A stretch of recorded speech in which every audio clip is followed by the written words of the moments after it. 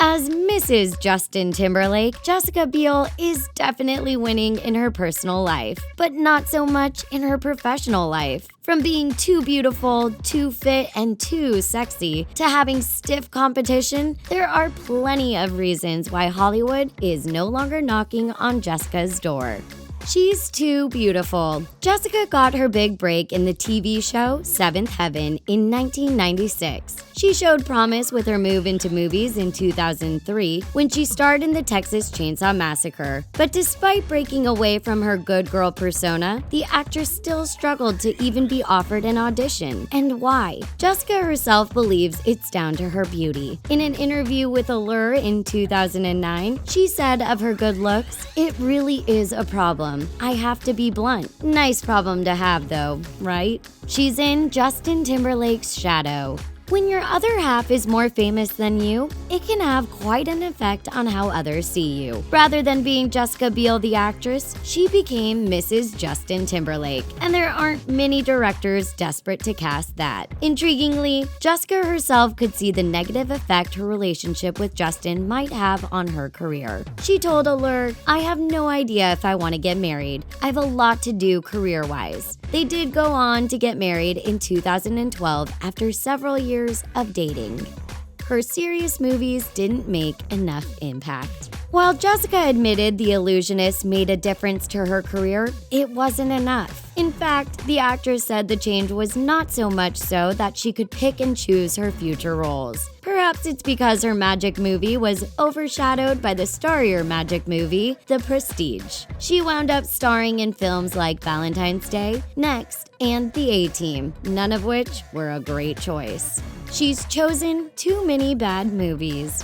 Jessica started racking up the Razzie nominations when she started making bad decisions on projects. She got Golden Raspberry nods for Total Recall and I Now Pronounce You Chuck and Larry, and they're not the kind of nomination anyone wants. Total Recall wasn't exactly a total high point either. Quite the opposite, in fact. Perhaps those films are examples of when Jessica chose a role for the money. She admitted that sometimes you make a decision because you need to pay your rent. At least she's honest. Her competition is too fierce. Jessica has been open about wanting to get the kind of roles given to the likes of Natalie Portman and Scarlett Johansson, and has admitted that she's been fighting to get the good parts, being in there with everybody else. She was reportedly considered for Iron Man 2, but Scarlett got that role. And then she lost out to Anne Hathaway for The Dark Knight Rises and Les Miserables. Jessica herself realizes her place is below these top-tier actresses, and that has gotta hurt. She's not on award ceremonies' radars. The majority of Jessica's award nominations were at the beginning of her career. Back in 2006, she won an Achievement Award at Newport Beach Film Festival for The Illusionist. And in 2007, she won the Rising Star Award at Palm Springs International Film Festival. But while she's racked up a few nominations, she's hardly ever gone on to win. Added to that, she's not received any acknowledgement from the biggies. The best she's had since then, really, is a sprinkling of Teen Choice Award nominations. She's not bringing in the big bucks at the box office. Either you star in critically acclaimed films or you star in huge box office successes, or both if you're lucky. But Jessica hasn't managed to hone in on either one of these. The big commercial movie she starred in didn't get above $100 million.